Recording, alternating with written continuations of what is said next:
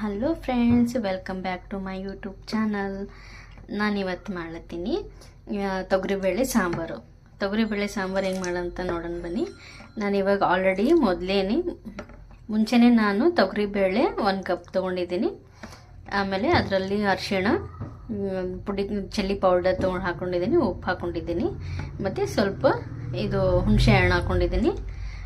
ಹಾಕ್ಕೊಂಡು ನಾನಿದು ಬೇಯಿಸಿಟ್ಕೊಂಡಿದ್ದೀನಿ ತೊಗರಿಬೇಳೆ. ಅದು ಹೆಂಗೆ ಮಾಡೋಣ ಅಂತ ನೋಡೋಣ ಬನ್ನಿ. ಇವಾಗ ಎಣ್ಣೆ ಹಾಕೋತಿದ್ದೀನಿ, ಸಾಸಿವೆ, ಜೀರಿಗೆ, ಈರುಳ್ಳಿ,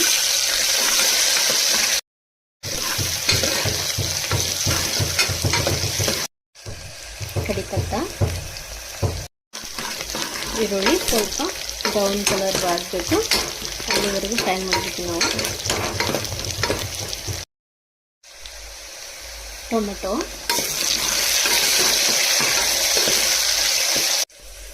ತೊಗರಿಬೇಳೆನ ನಾವು ಬೇಯಿಸಿಟ್ಕೊಂಡಿವಲ್ಲ ಅದನ್ನು ಹಾಕಬೇಕು.